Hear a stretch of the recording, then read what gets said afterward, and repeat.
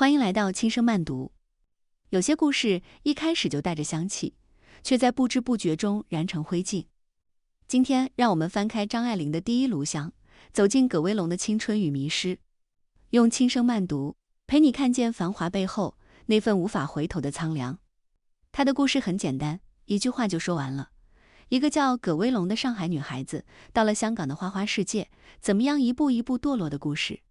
那在这期间，葛威龙至少有过4次选择，但每一次她的选择都是把自己的命运推向了更大的悲剧。所以这是一个女人成长的启示录，大家一定要看。为什么要来看张爱玲的小说？因为它非常复杂，而且它很冷静。我要讲3个层次。如果读了这本书，你一定要知道：第一，每个女人都有可能犯错，但女人一定不能犯的错究竟是什么？第二，葛威龙在书中的女主人公最后嫁给了一个浪子，叫乔其乔，用4个字可以代表她的这个选择，叫做飞蛾扑火。那她为什么要这么做？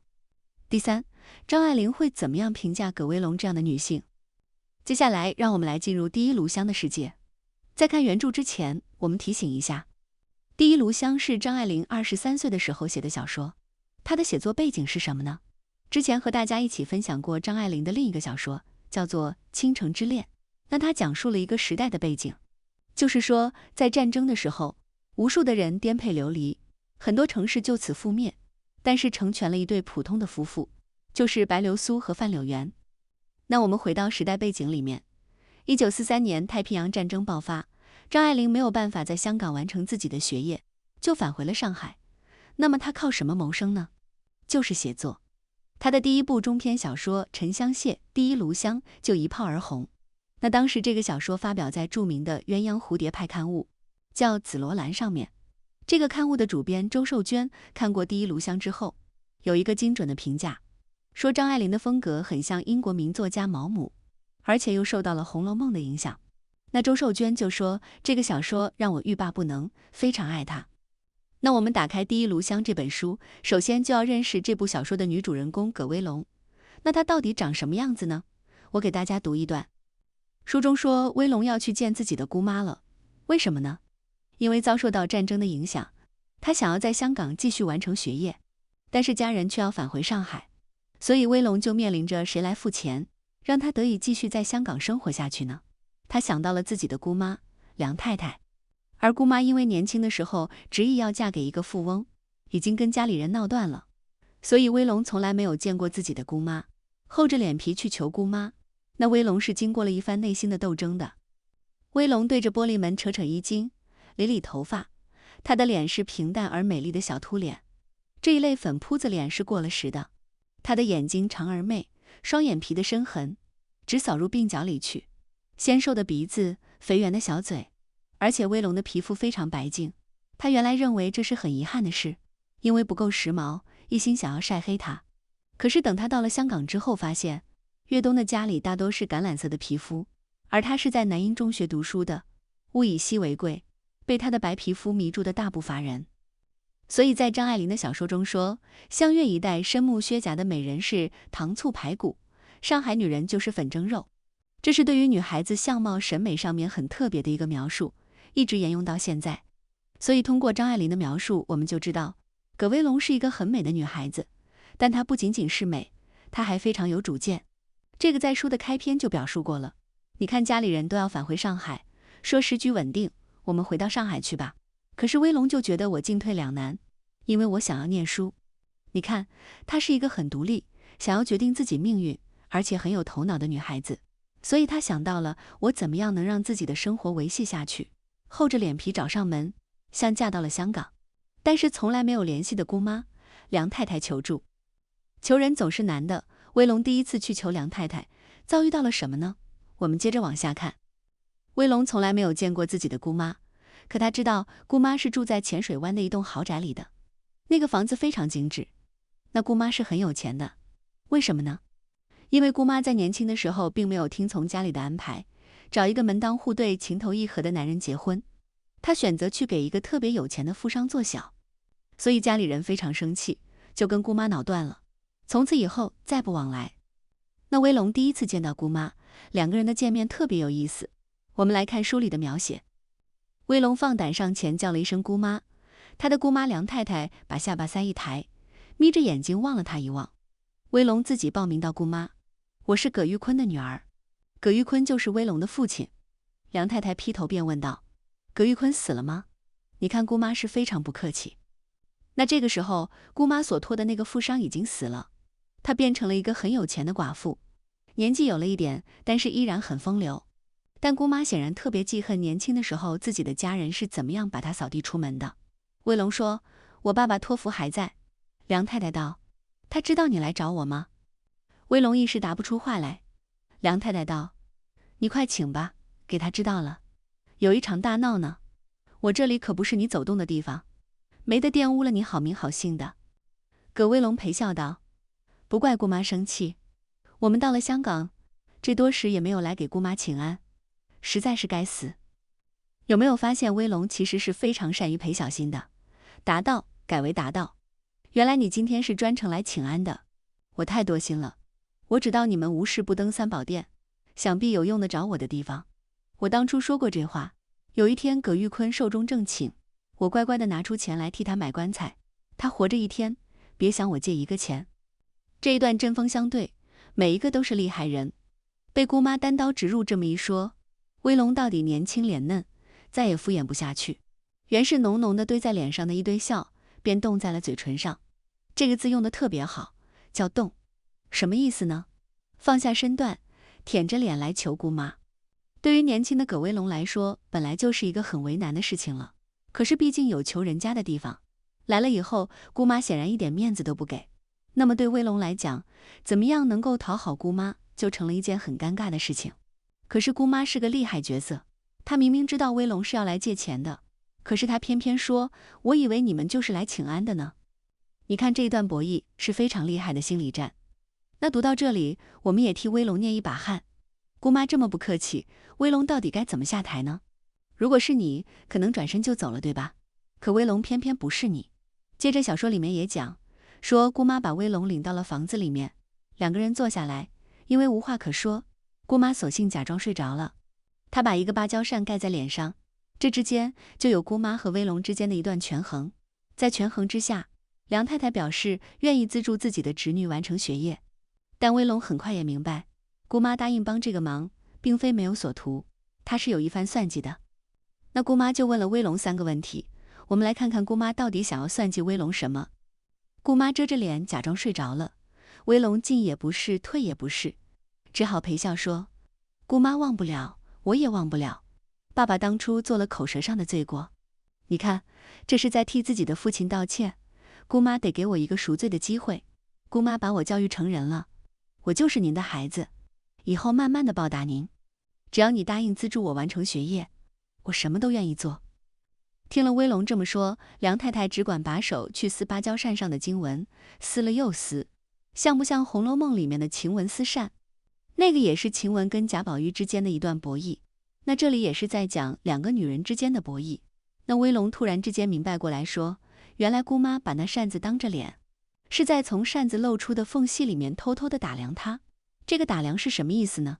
就是把威龙当做一件货物，姑妈在看这个姑娘到底价值几何。威龙不由得红了脸，然后姑妈就问了3个问题。第一，你跟着我住，我身边多个人陪我说说话也好。恒寿家里有汽车，每天送你上学也没有什么不方便的。这段话什么意思？说我资助你完成学业可以，但是你得住在我的身边，我随时叫你，你得出现。姑妈为什么这么说？我们再往下看就明白了。第二件事，梁太太说，我来资助你学习，可是你保得住你爸爸不说话吗？我可担不起这离间骨肉的罪名。威龙赶快表态说，如果我爸爸有半句不依，我这一去就不会再回来见姑妈。这是什么意思呢？姑妈釜底抽薪，如果我答应给你钱，你用了我的钱，你就是我的人，从此连你的爸爸妈妈都不能插手来管你的事。好厉害。姑妈就问了第3个问题，说你会弹钢琴吗？威龙道，学了2、3年，可是手笨弹得不好。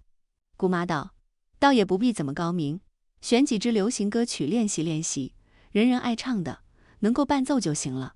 英国的大人家小姐都会这一首，你看你爸爸那老古董式的家教，想必从来不肯让你出来交际。他不知道，就是你将来出了阁，这点应酬功夫也少不了的，不能一辈子不见人。你跟着我有机会学着点儿，倒是你的运气。读到这里，我们就把来龙去脉搞清楚了。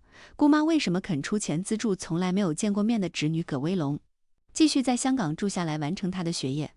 那我们就得了解姑妈此刻处于一个什么样的环境。她年轻的时候美过，骄傲过，贪图享受，嫁给了一个老男人。因为这个老男人有钱，而且极其宠爱她，那么姑妈就费心的讨好这个老男人，直到这个老男人死掉，给她留下了大笔遗产。可是这个时候，姑妈也有了点年纪了，她又风流，她又怕寂寞，总在家里面开各种各样的派对。那么总要有一些年轻的女孩子在交际场上出现，吸引更多人的目光。这个年轻的女孩子是谁呢？就是姑妈看中了自己的亲侄女葛威龙。所以不要小看姑妈问的这3个问题，实际她是在试探威龙，我愿意出钱，你愿意跟我交易吗？你来做这个场面上的交际花，帮我笼络这些人。那威龙愿意合作，那这就是2个聪明女人的第一局，彼此达成共识，心知肚明我们要合作。可是威龙对于未来有没有感到一点点危险呢？有的。威龙下山的时候，回头再望姑妈所住的那个豪宅，他心里头觉得那微微的白房子盖着绿色的琉璃瓦，很有点像古代的皇陵。这一段的描述真是绝了，张爱玲非常厉害，她写出了我们的心里的那种奇怪的感受。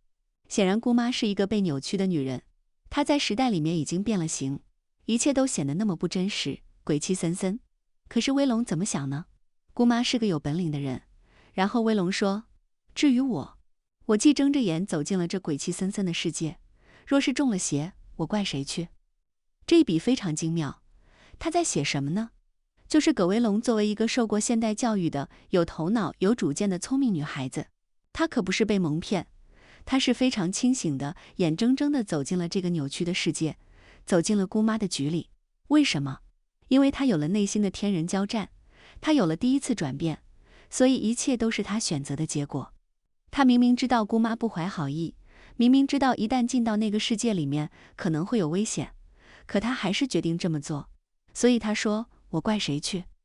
我们到底是孤直，只要我行得正立得正，不怕他不以礼相待。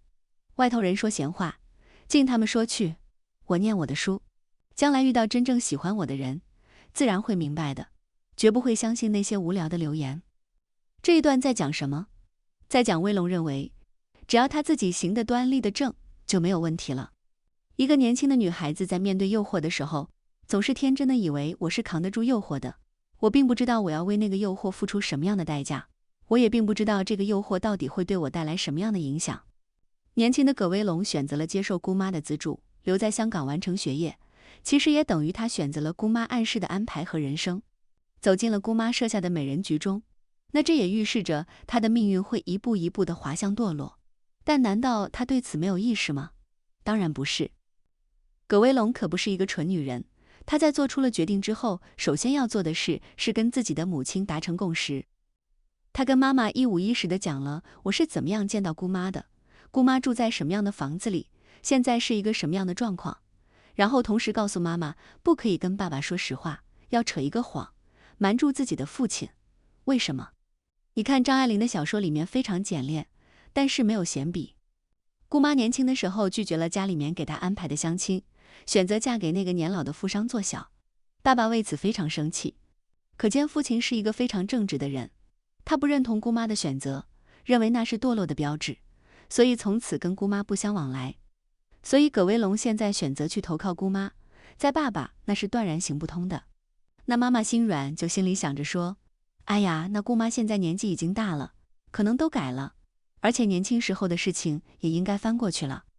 我们可能都会这样想，当我们一厢情愿地认为一个人会变好的时候，我们就会说他可能会改了吧。可是有一些浪子是不会改的，浪子把头都浪掉了，怎么改？姑妈虽然是女性，可是身上依然有着这样的品质。姑妈对葛威龙到底造成了什么样的影响？从葛威龙搬进姑妈家的豪宅这个关键性的时刻就显山露水了。我们来看书里的描述。当葛威龙第一次进入到了这个豪宅，以小姐的身份住进了姑妈家的时候，那一天姑妈家里正在开派对，来了很多的人，灯红酒绿，播放着音乐。然后葛威龙是不愿意去见这些客人的，所以姑妈就让自己的佣人给他安排说，你上楼去先休息下来。威龙上楼的时候，底下的人正入席吃饭，无线电里乐声悠扬。威龙的那间房子小小的，像一个船被音波推动着，飘飘荡荡，让人不由自主地放松下来，心旷神怡。这里就又看出了23岁的张爱玲的厉害。她说这个房间就像一艘船，船是在海上飘荡的，所以你的脚是不能踩在大地上的，那种不真实感一下子就袭来了。那威龙进到自己的房间，就拉开了珍珠罗帘幕，这是一个很奢侈的象征。他依着窗台望出去，外面是窄窄的阳台，浩浩荡荡的雾气，很有从甲板上望海的韵致。你看威龙已经被这种气氛包围了，他打开了皮箱，预备把衣服腾到抽屉里，拉开壁橱一看，里面却挂满了衣服，精粹辉煌。他不觉咦了一声说，这是谁的？想必是姑妈忘了把这橱腾空出来。到底不脱孩子气，威龙忍不住就锁上了房门，偷偷的一件一件的试穿着，没想到样样合身。他忽然醒悟到，原来这些是姑妈特地为他织备的。都有些什么呢？加长的织锦袍子，纱的、绸的、软缎的，短外套、长外套，海滩上用的披风、睡衣、浴衣、夜礼服，包括喝鸡尾酒的下午服，再加件客穿的、办正式的晚餐服，色色俱全。一个女学生哪里用得了这许多？威龙急忙把身上的一件晚餐服剥了下来，往床上一抛，人也就跟着膝盖一软，在床上坐下了，脸上一阵一阵的发热，低声道，这跟长三堂子里买进一个人有什么分别？这一段特别有意思，它预示了什么呢？人就是会高估自己的自制力，低估自己的欲望，但命运的绳索就这样环环相扣。在明明力量的掌控下，每个人被欲望推动着，一步一步地走上了自己的人生路。那威龙打开壁橱，首先面对的是一橱的衣服。这个意象本来就很有意思。我们听过一句话，是男权思想下的，说兄弟如手足，女人如衣服。讲的是什么呢？说女人是可以换的，然后女人是易变的。那我们也看过很多的小说和故事里面，那衣服不仅仅是为了保暖而存在的，它是什么？它意味着身份，意味着阶层，意味着享受。它就像包包、珠宝一样。我们的年轻的威龙显然是被这些衣服拉进了欲望的深渊，一头掉进去，目眩神迷。所以他看着姑妈给他安排好的这些衣服，首先会说一个女学生哪里需要这么多？那姑妈没有把威龙当女学生，在姑妈的眼里，威龙就是交际花，奇货可居。那威龙没有意识到这一点吗？当然不是。大家注意这句话，说这跟长三堂子里买进一个人有什么分别？这个关键词很重要。长三堂子，什么是长三堂子？有必要给大家补充一下。在老上海的时候，南京东路叫做大马路，就现在很多人到上海来旅游，是要到南京东路去看一看的。那是一条步行街，里面有很多殖民地时期遗留下来的那种调调，还有很多我们所熟悉的商业。那这个就是南京东路，在葛威龙的时代，它叫大马路。跟大马路平行的一条路叫做福州路，以前叫做四马路。福州路上什么东西最出名呢？两样东西，一个是妓院，一个是书店。当年很多人都到这里来逛一逛，比如说鲁迅，比如说郁达夫，还都把逛四马路的这个情形写到自己的日记里面。那就在大马路和四马路之间，有一些比较高级的风月场所，其中有一种就叫做长三堂子。那长三堂子里面的女主人是高级妓女，他们会带给自己的客人一些类似家庭一样的感觉。客人们在长三堂子里面花很多的钱，流连在这些风月场所，为的是什么呢？为的是爱情，那种爱的幻觉。所以威龙完全不是一个只顾爱情不谙世事的小姑娘，她很清醒地意识到，姑妈把她当作什么人呢？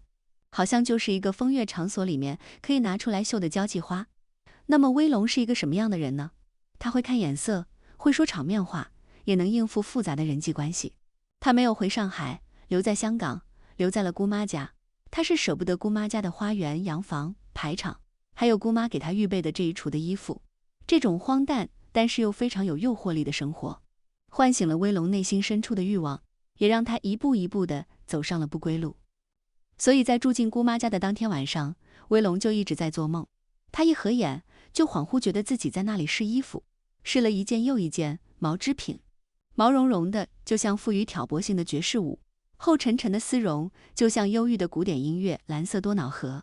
他看着壁橱里一条紫色的电光绸的长裙子，就想起自己可以跳起伦巴来，一踢一踢的，淅沥沙拉的响。所以他就细声地跟着楼下的一切说道：“看看也好。”楼下的一切是什么呢？就是姑妈的那个世界。他微笑着说：“看看也好。”这是一个关键性的时间点。人真的能够看看也好吗？常在河边走，真的能够不湿鞋吗？接下来有一段描写，说威龙在这些衣橱里一混就混了2-3个月，他得了很多穿衣服的机会，晚宴、茶会、音乐会、牌局，对于他不过是炫弄衣服的机会罢了。他暗自庆幸梁太太只拿他当个幌子，吸引一般的青年人。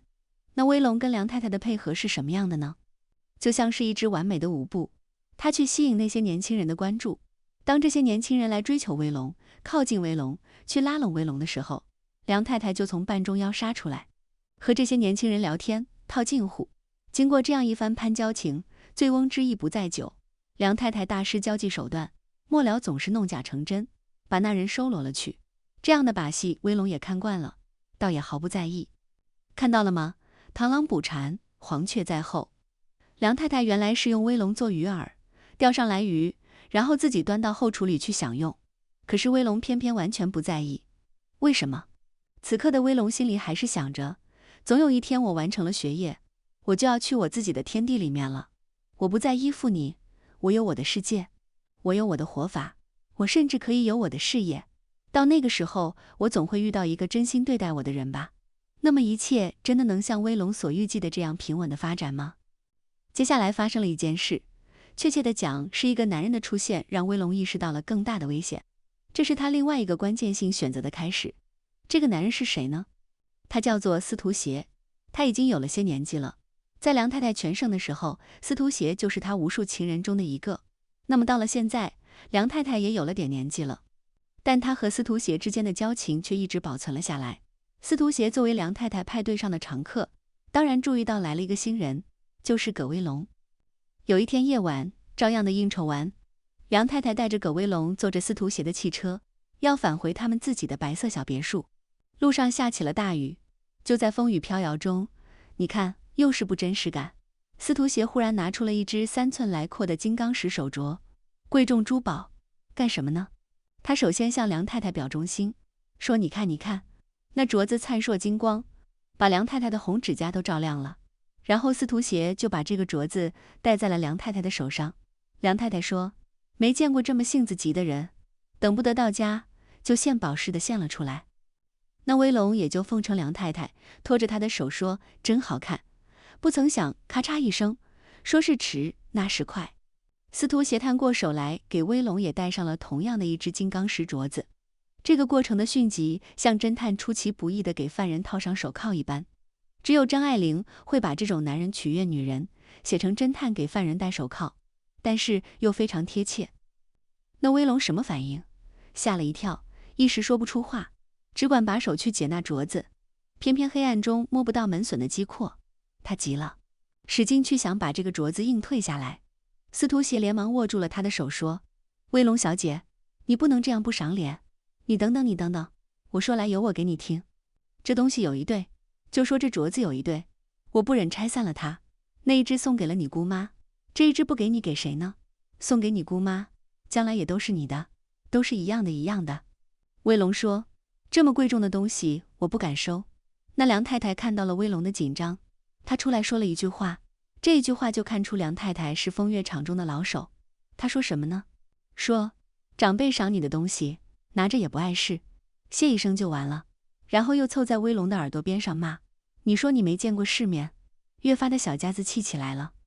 我们从小就知道，一个女孩子家平白无故的拿一个陌生男人的东西，尤其当这东西很厚重，那你会怎么想？肯定是不怀好意，对吧？那威龙的紧张在这个时候是非常正常的反应。可是梁太太偏偏说有什么呢？她是长辈，给你一样东西是看得起你，拿着就完了。一下子让威龙的这个紧张显得那么的渺小，好像是一个小家子气，没见过世面的表现。所以梁太太实际上是让威龙你放松下来，但其实这个放松的背后是什么呢？温水煮青蛙，对吧？你乖乖就范就好了，反应那么大干什么呢？那威龙能够明白这其中的凶险吗？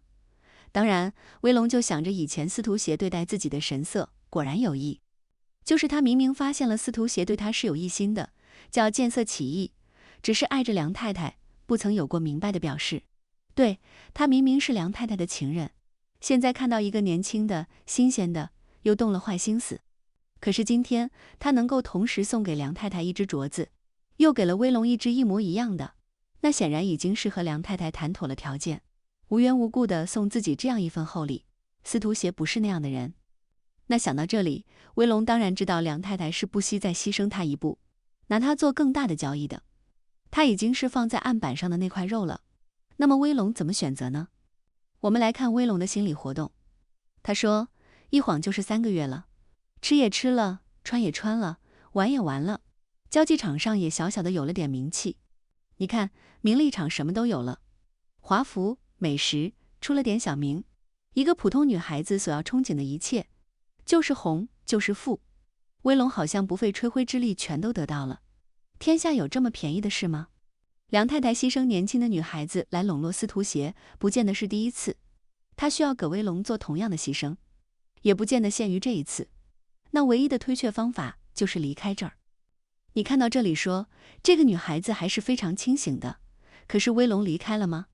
威龙叹了一口气，3个月的功夫，他对于这里的生活已经上了瘾了。他要离开这，只能找一个阔人嫁给他，一个有钱的同时又合意的丈夫，几乎是不可能的事。有没有发现威龙的思想转变？他已经没有再想着说我是念过书、受过教育的，我可以自食其力来养活自己。他想的是，我要过这样的生活，可是我如果过这样的生活怎么办呢？我得拿自己换，怎么交换呢？唯一的路就是找一个阔人嫁给他。可是既要阔，这个人又要重义，又要有爱情，这显然是不可能的。那么在这种状况下，威龙遇到了一个人，他做出了一个决定，就是嫁给这个人。这个人是谁呢？就是乔琪。他的妈妈是一个葡萄牙人，他的爸爸是香港的乔城爵士，所以老子很有钱。但他是不学无术，吃喝玩乐，是个花花公子。他的爸爸并不喜欢他，所以有钱也不留给他。那葛威龙跟乔琪乔是怎么见面的呢？在一次姑妈花园里举办的酒会上面。可是在此之前，葛威龙就知道他的姑妈梁太太对于乔琪乔是志在必得，但屡次不得。姑妈对乔琪乔是有心思的，希望这个年轻的男人能够成为自己的小情人，但是乔琪乔却反复的玩弄姑妈。姑妈在乔琪乔那里碰了一鼻子的灰。我们来看一下书中所描写的乔琪乔和葛威龙的第一次见面。在花园里，乔琪乔和葛威龙握了手之后，站在那里微笑着，上上下下的打量葛威龙。威龙那天穿着一件瓷青薄绸旗袍，给他那双绿眼睛一看，觉得手臂像热腾腾的牛奶似的，从青色的壶里倒了出来，管也管不住，自个儿全都泼出来了。威龙连忙定了一定神，笑道：“你瞧着我不顺眼吗？怎么把我当眼中钉似的，只管瞪着我？”这个男孩子的眼光显然像一团火，能看着雪白的威龙像牛奶一样的沸腾加温，这种眼神很吓人。葛威龙显然是在说：“你在撩我吗？”乔琪乔该怎么回答呢？一个情场老手，他这么说，可不是眼中钉，这颗钉恐怕没有希望拔出来的，留着做个永远的纪念吧。他一点都不掩饰自己对于葛威龙的企图心。接下来写2个人结伴往前走，乔琪就轻轻地叹了一口气说：“我真该打，怎么我竟不知道香港有你这么个人。”这句话很厉害，也就是表达你看，我已经非常关注你了，从第一次见面我就知道你和别人都不一样，整个香港都找不出像你这样的一个女人，这是非常大的恭维。那为什么说乔琪乔是个坏男人？男人不坏，女人不爱，说的是什么？说的是这个男人非常有手段，他能够迷惑人心。那乔琪明明是在向葛威龙献殷勤，偏偏这个殷勤又显得非常有自尊心。他没有去说很多的甜言蜜语，他首先微笑着打量他。他说：“我竟不知道香港有你这么个人。”这显然是在说实话。以前我真的不知道有你存在，那现在我已经关注到了你。乔琪的手段在于什么？首先，我承认我是在看你，而且我看到眼睛里就拔不出来了。接下来，我也承认我以前不知道你，这非常老实。这种诚意和不掩饰，就让他显得很与众不同。这是欲擒故纵的一个方法，坏男人常用。那么乔琪长什么样呢？非常帅。书中说他非常没有血色，连嘴唇都是苍白的，和石膏像一般。在那黑压压的眉毛与睫毛底下，眼睛像风吹过的早稻田，时而露出稻子下的水的清光，一闪又暗下去了。人是高个子，也生得挺匀，可是身上的衣服穿得那么服帖，随便，使人忘记了他的身体的存在。和他一比，别的人就显得蠢了很多。那接下来乔琪乔就开始向葛威龙调情了。他的调情和一般的人都不一样。为什么这么讲？大家往下看。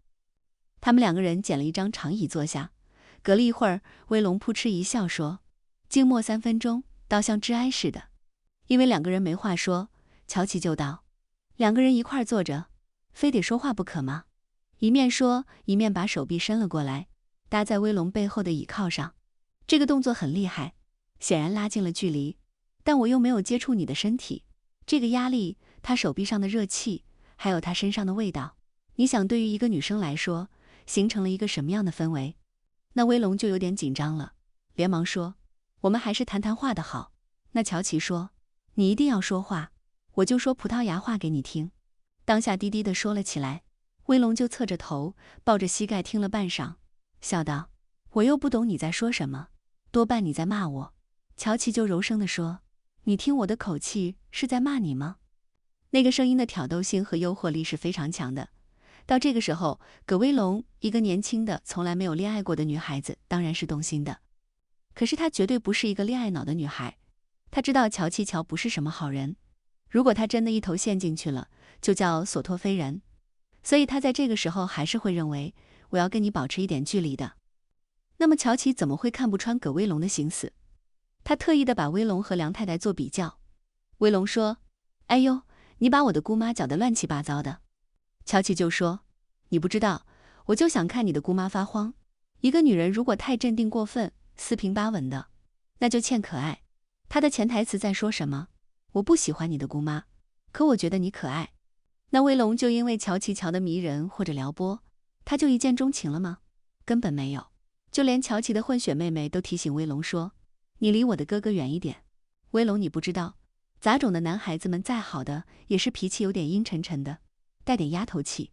他在讲什么呢？什么叫丫头气？其实乔琪在整本书里，我们看到他胸无大志，他就想吃喝玩乐，然后被别的女人养起来。他一点都不想努力奋斗，就是一个吃软饭的。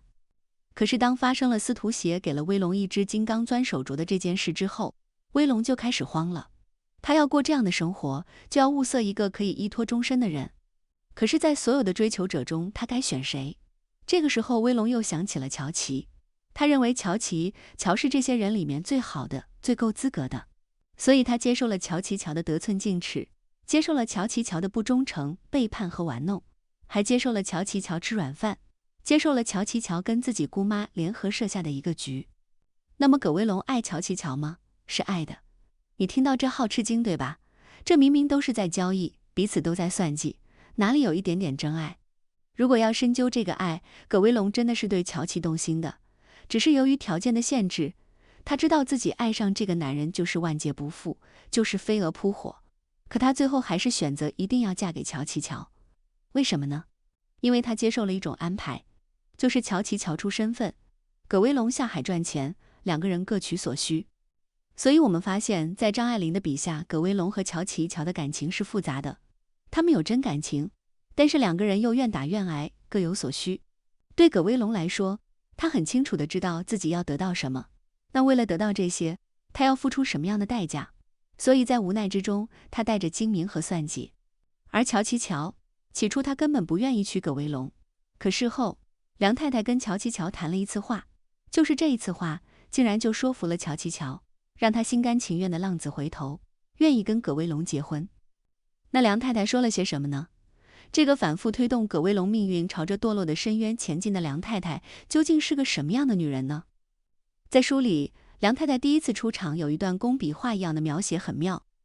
汽车门开了，葛威龙第一次看见的梁太太是这样的：一个娇小个子的西装少妇跨出车来，一身黑草帽檐下垂下绿色的面网，面网上扣着一个指甲大小的绿宝石蜘蛛，在日光中闪闪烁烁，正爬在她腮帮子上一亮一暗，亮的时候像一颗欲坠未坠的泪珠，暗的时候便像一颗青痣。那面网足有2-3码长，像围巾似的兜在肩上，飘飘浮浮。如果我们在日常生活中眼前走过来这样一个女人，一定会想到这是哪个时尚大片在街拍，对吧？这一定是一个上流社会非常新潮的人。她的装扮看得出来，梁太太的着装还有她的配饰都非常讲究。那年轻的时候，梁太太是上海中产家庭的一个大小姐，其实家里也算殷实。如果能够找一个情投意合的男生，然后门当户对，结了婚，其实也会过上一个相对安稳和幸福的生活。但她偏不，为什么呢？总有人有不同的人生选择。她反抗自己的兄长，反抗自己的家庭，她就是野心太大，力排众议，自己决定要嫁给香港数一数二的一个有钱人，叫做梁继腾。但这个时候梁继腾已经是一个老男人了，而且梁继腾有妻有妾，那么她嫁过去就是做那个小的小。在娘家人眼里，梁太太这么做简直是伤风败俗，是一个正直的中产家庭不能够容忍的，所以娘家人就从此跟她划清界限，再不往来。那梁太太嫁给梁先生的时候，这个男人已经快要60岁了，她小心翼翼地伺候这个男人，讨好这个男人，也专候着他死。果然，在这个男人生前，梁太太备受宠爱，获得了非常多的珠宝、好的生活，还有浅水湾半山上的一栋别墅。那梁先生死后，也给他留下了可观的遗产，他再也不用为金钱发愁。梁太太自由了，但她也老了。所以在葛威龙住到了姑妈的房子里，深入地了解了姑妈生活的时候，他会说姑妈真是有本事。她是一个彻底的物质主义者，她做小姐时独排众议，依然嫁了一个年逾耳顺的妇人，专候她死。她死了，可惜死得略微晚了一些。女人已经老了，她永远不能够填满她心里的饥荒。她需要爱，很多人的爱，但是求爱的方法在年轻人的眼中看来是多么的可笑。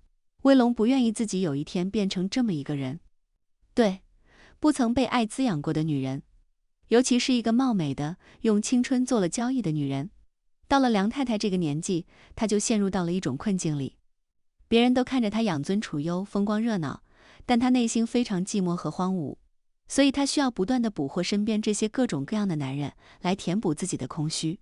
那么威龙起先在想，我一定不要成为姑妈，为了摆脱姑妈的掌控，也避开日后更大的牺牲，比如说必须去跟司徒协在一起，必须接受司徒协的厚礼，成为司徒协的玩物，这都是威龙不愿意的。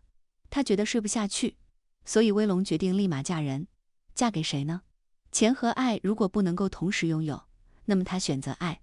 能够给他爱的感觉的是谁呢？就是那个叫乔其乔的男人。所以我说，威龙对于乔其乔还是有那么一些真心和真爱的。那威龙选择嫁给乔其乔，就是一个飞蛾扑火的选择，是在坏的一堆选择里面挑了一个他认为不那么坏的。这依然是一步一步受到了姑妈的影响。那么威龙在这个时候心里面很清楚，如果他想要摆脱司徒协，摆脱姑妈的控制，他就要笼络住乔琪。可是乔琪怎么会娶一个没有钱的女孩子呢？他只有成为乔琪的饭票，才能够笼络这个男人。所以威龙跟乔琪之间有一场非常精彩的对手戏。威龙去找乔琪，缓缓地问说：你从来没有做过未来的打算吗？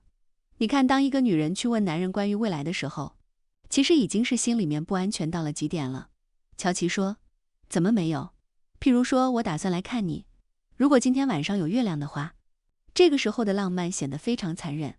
威龙变了脸，还没有说出话来，乔琪接下来就说：我打算来看你，有要紧的话和你说，我想知道你关于婚姻的意见。你看，这个男人如此的聪明，他明明知道威龙心里是怎么想的，可是他也如此的坦诚，他就是想要亲口再确认一遍，我是一个坏男人。他跟威龙说什么呢？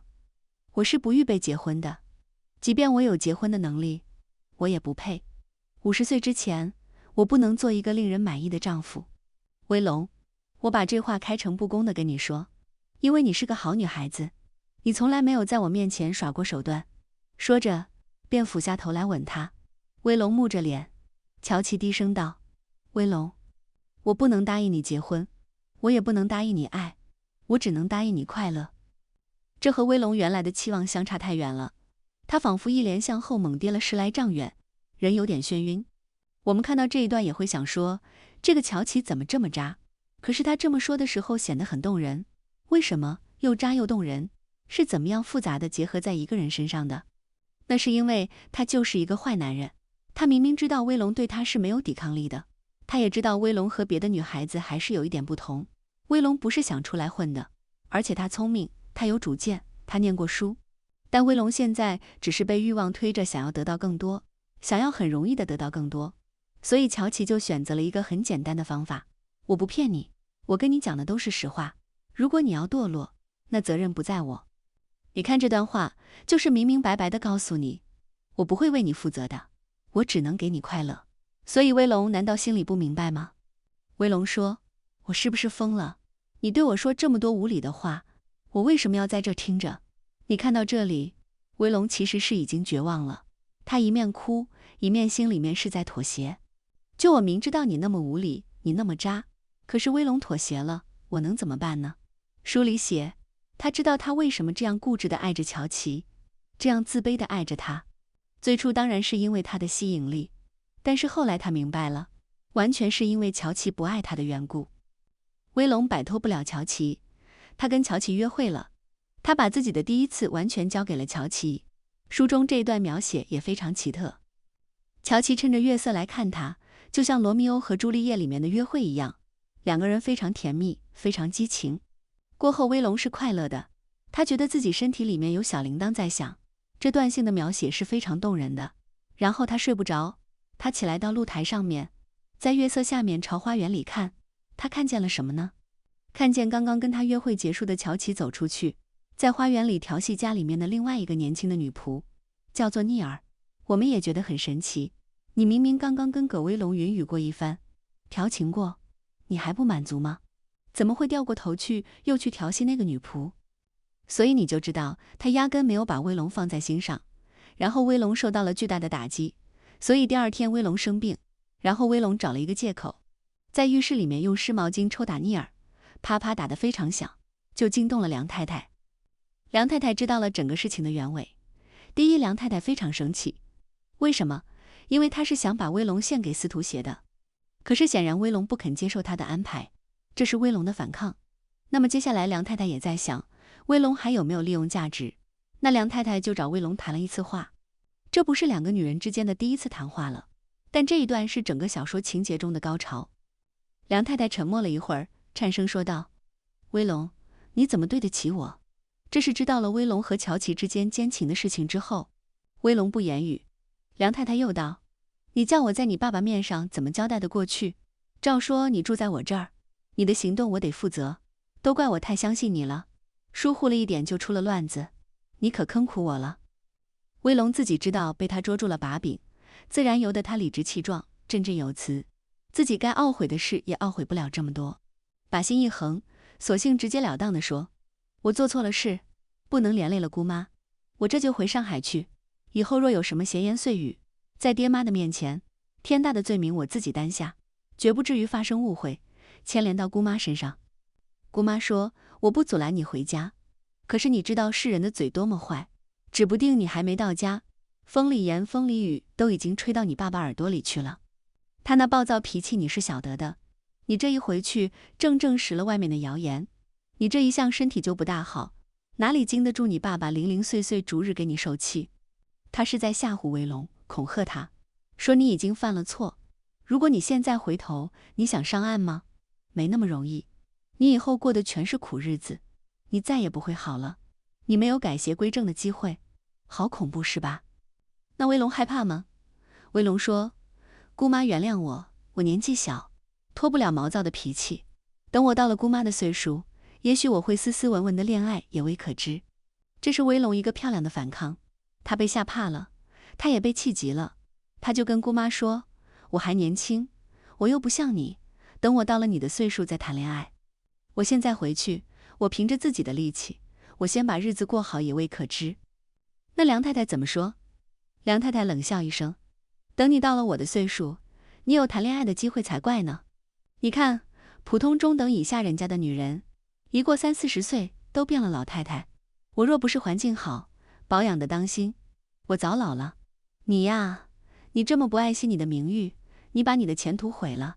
将来你不但嫁不到上等阶级的人，简直不知要弄到什么田地。梁太太在说什么？她在提醒威龙，你不会有好日子过，你会成为一个又穷又老的女人。威龙经过跟梁太太这一番谈判，他的心里动摇了，可是他的面子上挂不住，他还是买了回上海的船票，但是他竟然病了。这一病就是很长时间，等到他的病好了，他的心思也改变了。威龙决定留下来。当他决定留下来的时候，威龙甚至在想说，也许自己是诚心生了这一场病。这一句话很妙，就是从此以后，威龙心甘情愿的堕落。那我们已经可以看到，威龙在心里是彻底的对梁太太臣服了。他接受了梁太太的安排，决定要结婚嫁人。那这个人是谁呢？就是乔琪。可是乔琪不会娶一个很穷的女孩子。那威龙就跟梁太太说，我没有钱，但是我可以赚钱。这是威龙的又一次选择。一个美又没有特殊技能的女孩子，决定在嫁了人之后去赚钱。她可以用什么来赚钱呢？梁太太就瞟了他一眼，咬着嘴唇微微一笑，没有回复威龙。威龙被他激得红了脸，就说，怎么见得我不能赚钱？我并没有向司徒协开口要什么，他就给了我一个镯子。到这里，威龙打算靠什么赚钱？其实我们已经看明白了。梁太太还就是推了他一把，咯咯的笑，一面笑一面把一只血滴滴的食指点住了威龙。半晌方道，瞧你这孩子，这会子就记起司徒协来了。当时人家一片好意，你那么乱推乱挡的，仿佛金刚钻要咬手似的。要不是我做好做歹，差一点得罪了人。现在你且试试看，开口问他要东西去，他准不知道送你糖好还是玫瑰花好。这就是梁太太在给威龙讲，既然你接受了潜规则，那么潜规则里面是要不得脸的，非常残忍。那威龙显然已经接受了堕落的命运，他完全任由梁太太安排。可是乔琪却并没有想好，他不愿意结婚，他也不愿意娶威龙。那梁太太又去给乔琪乔做工作，他是怎么谈判的？我们通过这一段话就能清楚地了解梁太太到底是一个什么样的人。乔琪对这一门亲事还有几分犹疑，梁太太劝他说，我看你将就一点吧，你要娶一个阔小姐，你的眼界又高，差一点的门户你又看不上眼，真是几千万家财的人家出生的女孩子，骄纵惯了的，哪里会像威龙这么好说话，处处地方你不免受了拘束。你要钱的目的原本就是玩，玩得不痛快，要钱做什么？当然，过了7-8年，威龙的收入想必大为减色，等他不能挣钱养家了，你仅可以离婚。在英国的法律上，离婚是相当困难的，唯一合法的理由是犯奸，你要抓到对方犯奸的证据，那还不容易。这一席话说的乔琪乔豁然开朗，他觉得梁太太好有手腕，特别有头脑，所以他立即就宣布和葛威龙结婚。两个人的婚礼办得非常热闹。那么婚后，葛威龙的处境是什么样的呢？书中只有一句话，但这一句话非常的狠。他说，从此以后，威龙这个人就等于卖给了梁太太和乔琪乔，整天忙着，不是替乔琪乔弄钱，就是替梁太太弄人。你会不会觉得心里面特别寒冷？就这一句话，我们看得到威龙的人生彻底走到了另外一个方向。那么威龙会快乐吗？张爱玲怎么样来安排第一炉香的结局呢？如果你对张爱玲有一点了解，你会发现网上流传着很多她的金句和名言。那么有一句话说，这世上没有一种感情不是千疮百孔的。这句话出自于哪里呢？就是我现在讲的第一炉香。那张爱玲会怎么样评价葛威龙这样的女孩子？她会给她安排一个什么样的结局呢？葛威龙快乐吗？我们来看书里的描写。葛威龙一步一步地陷入到了欲望的深渊里，他接受了梁太太所有的安排和算计，心甘情愿地成为了一枚棋子。她嫁给了乔琪，那么她过上了什么样的日子呢？在他们婚后有一段描写。新年来临，阴历30的晚上，威龙和乔琪两个人单独到湾仔去看热闹，他们买了很多的东西。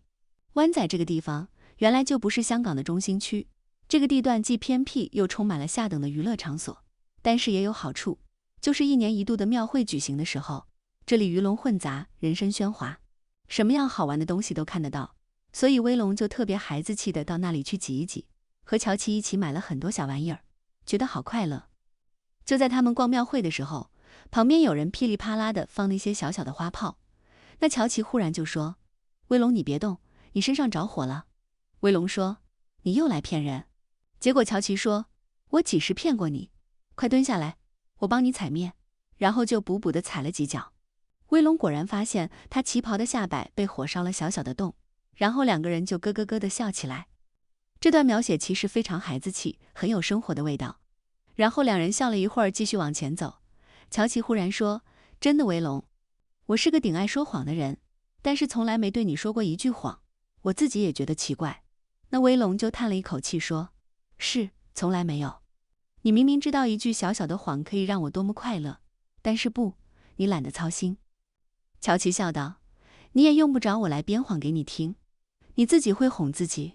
总有一天，你不得不承认，我是多么卑鄙的一个人。那个时候，你也要懊悔你为我牺牲这许多，一气之下就把我杀了也说不定。我简直害怕。”这听起来是玩笑话，其实也是乔琪的真心话。一个坏男人，他明明知道这个女子对他动了真心，对他真的有感情，可是他也明明白白地告诉你，我是回不了头的。就是木心讲的那句话，我们总说浪子回头金不换，可是浪子把头都浪掉了，他哪有头可以回？而且他还不惜讲出大实话，说有一天你会恨我的呀，那你恨到恨不得杀了我。那威龙怎么说呢？威龙笑道：“我爱你，关你什么事？千怪万怪也怪不到你身上去。”这也是金句，很多恋爱脑的女人就把这句话和一个陌生女人的来信放在一起并列来看，就会讲爱就是只要付出，不要回报，爱就是我爱你，与你何干？真的是这样吗？威龙真的快乐吗？威龙真的不会后悔吗？威龙悲剧的命运真的与别人都没有关系吗？不需要别人来负责吗？我们往下看。就在两个人继续往前走的时候，突然来了一大群水兵，他们都喝醉了，四面八方的乱掷花炮。看见了威龙，这些水兵就把威龙当成了目的物，然后花炮像流星赶月一样的飞过来。那这个水兵是谁呢？是一些驻军，他们以为威龙这样的女孩子出现在这样的地方，可能是一个妓女，是一个可以被调戏的对象，所以就追着她。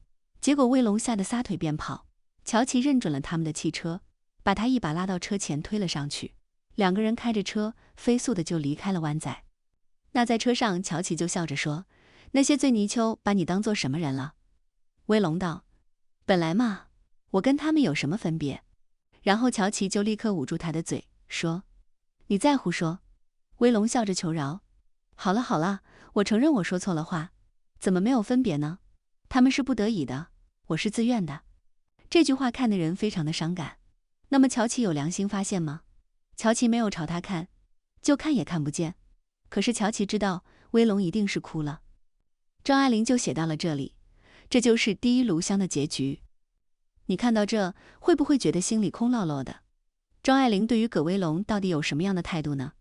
我们时时刻刻都要把张爱玲的小说放在100年前的中国小说的长河中来阅读。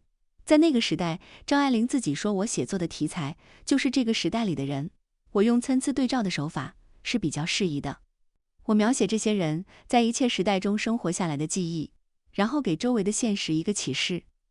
那在张爱玲的笔下，就拿第一炉香来说，这里面的女性，梁太太、葛威龙，包括梁太太家里有2个女仆，一个叫弟弟，一个叫聂儿，她们都非常美，非常聪明，也都有野心，想要过好的生活，但她们每一个人都摆脱不了被欲望驱使，走入深渊，被玩弄，被侮辱的命运。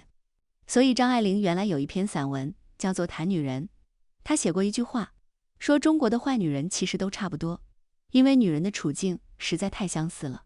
这句话该怎么理解？就是在时代的大背景中，无论是乔琪乔这样的坏男人，还是葛威龙这样的坏女人，他们都是复杂的，他们都有自己堕落的一面，也有身不由己的那一面。所以有的时候我在看张爱玲的小说，我就会想说，好庆幸我们生活在现在这样的一个时代，女人可以做出更多的选择，可以拥有更多自食其力的机会。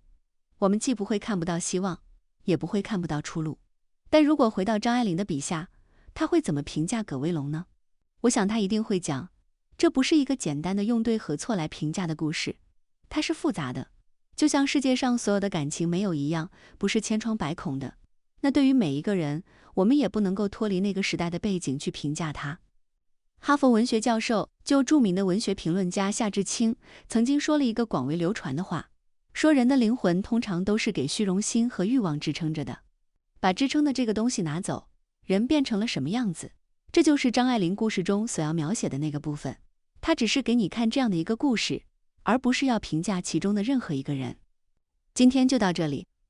如果你喜欢这样的分享，欢迎点赞订阅，这将对我有很大的帮助。那我们下次再见。